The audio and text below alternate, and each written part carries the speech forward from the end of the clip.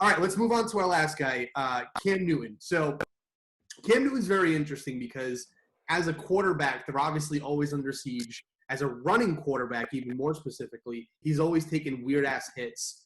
How much of his injuries are just from wear and tear as a running quarterback versus, he might have something like Dalvin Cook? Yes, that's a good question. So I have an article that talks about and breaks down, and I probably need to update it at this point. It talks about running quarterbacks. And I also did a thread on Twitter on running quarterbacks. And there's actually not a lot of data showing that they are objectively hurt more often than non-running quarterbacks. And so that's interesting, right? And it's not to say that wear and tear isn't a thing, but there's also a big difference between having wear and tear, and having 3 concussions versus having wear and tear, but you haven't really had any injuries that anybody knows about, right? It's not the same.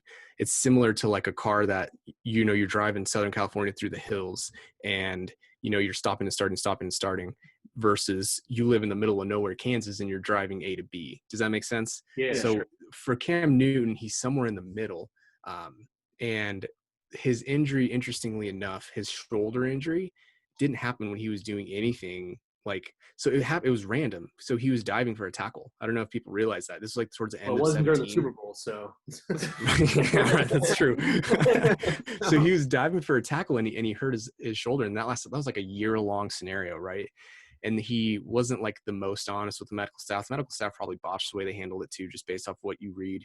And then this foot thing, right? In the preseason, he told medical staff he was fine. And then turns out he wasn't fine.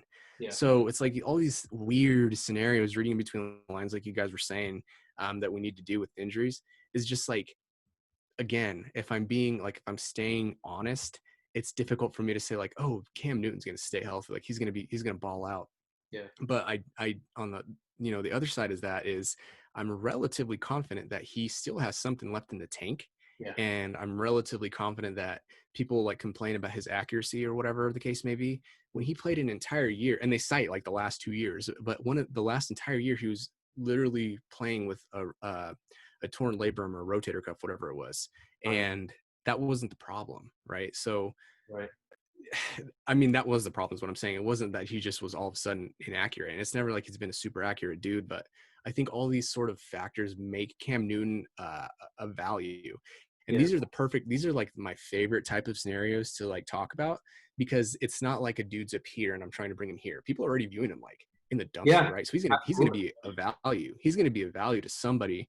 It obviously depends on his landing spot. Who knows where he ends up? But I think that he's got something left in the tank.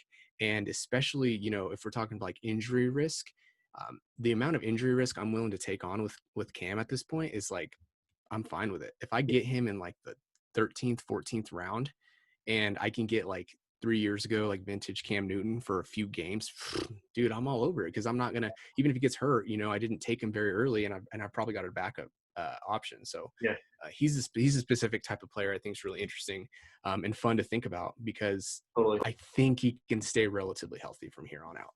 Yeah. Yeah. That's super promising to hear, because I can't wait until he becomes a Patriot. Yeah. See, can you imagine? Edwin, if you didn't know already, we're Pats fans. Oh yeah, I can understand.